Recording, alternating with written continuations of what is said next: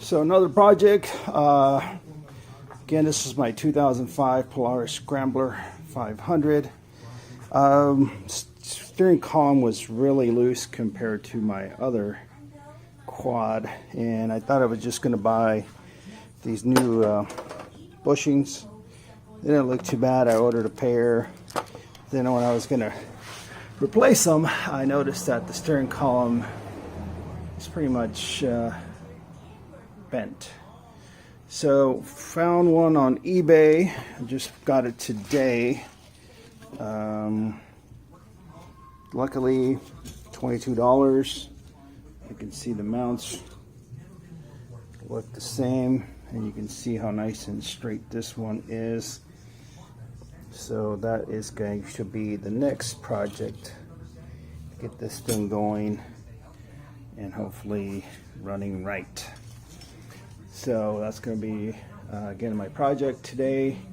There's only a couple bolts and nuts that hold this bracket, that hold the steering column in place. It's actually this one right here.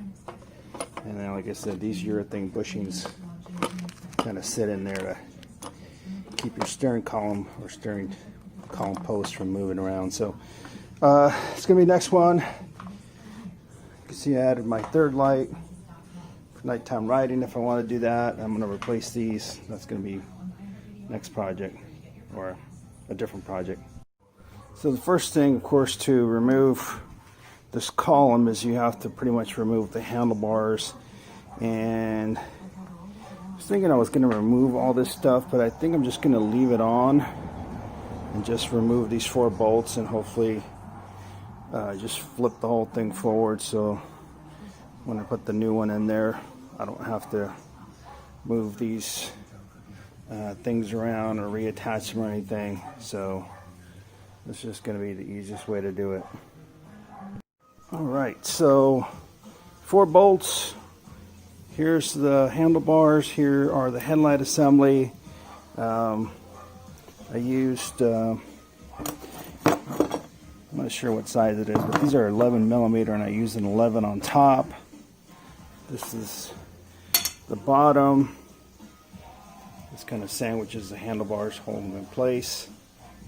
So I like to do a snap a photo before I disassemble stuff, and that way if I screw up or I can't remember how things went back because I put things aside for 5 months, those photos really come in handy. So just an FYI.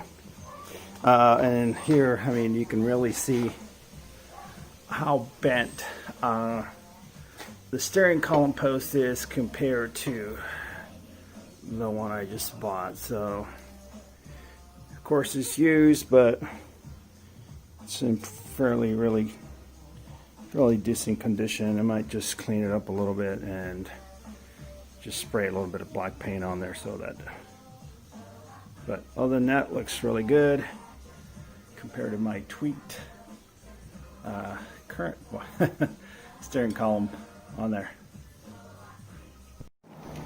So this is going to be a little bit the more difficult part, of course, to get these out of there, just because of the location underneath the engine. Of course, it helps if nothing's been running. This thing I had it torn apart. Just wanted to check everything. The spark plug. Got a new inline breather filter here. I think I serviced the serviceable filter on it, and you know, just kind of give it a visual. Petcock on this one, on the fuel tank, was actually not leaking, which is good. But good thing, like I said. So of course I already had it all torn apart, removed the front fairing, removed the fuel tank because of those other things, and that's when I decided to do this, and of course found an issue with it. So been into it for 5 minutes, not a big deal so far. It's probably taking me longer to record this, so that's gonna be the next thing that comes off of there, and let you know how hard or difficult that thing is to get out of there.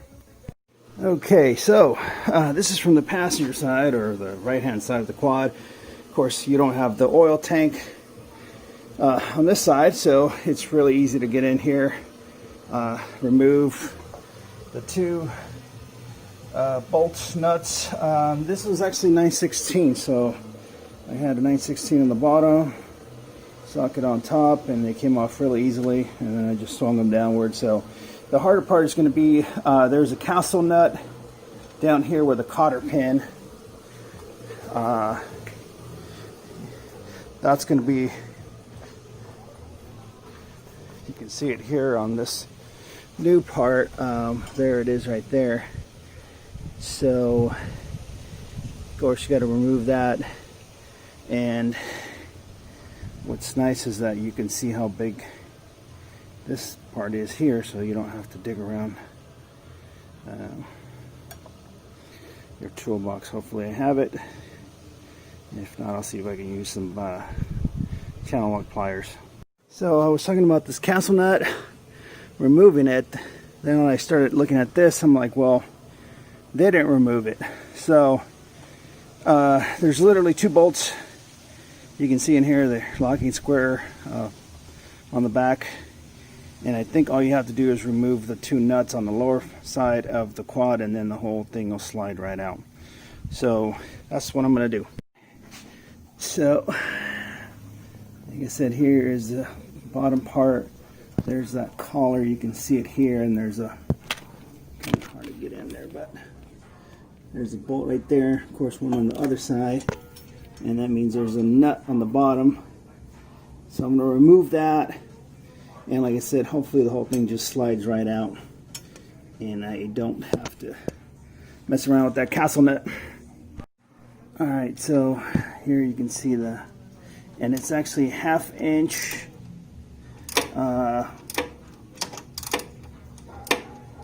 nut to remove, so I'll go ahead and pull those two off, and like I said, hopefully this thing pops right out.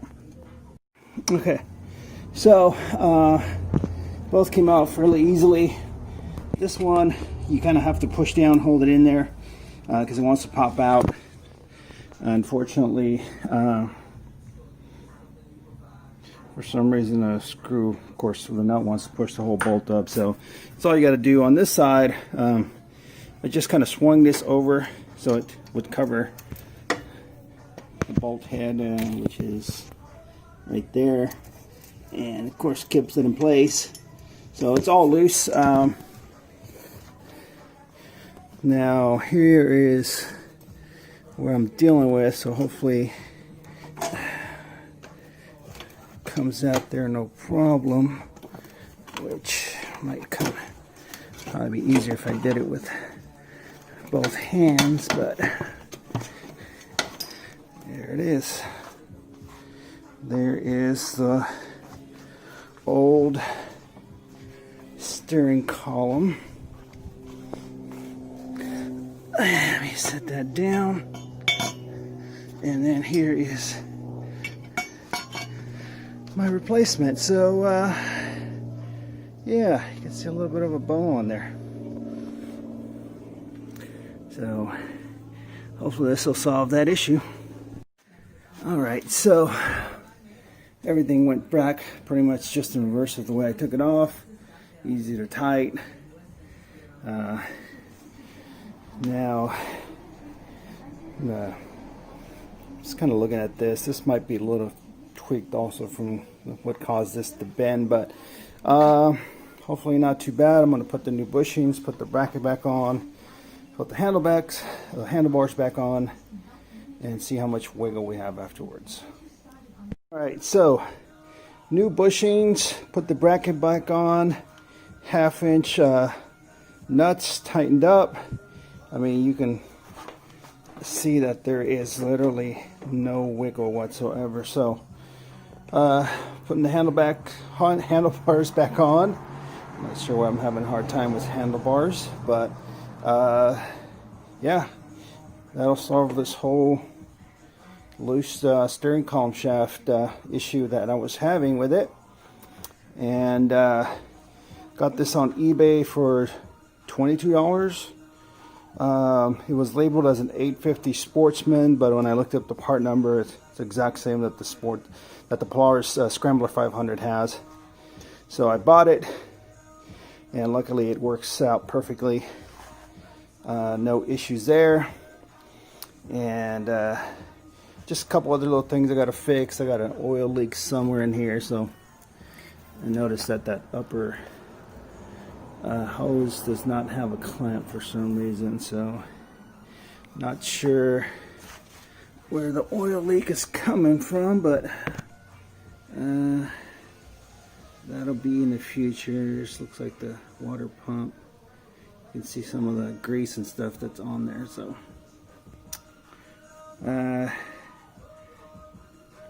work continues. Project is done. 4 bolts.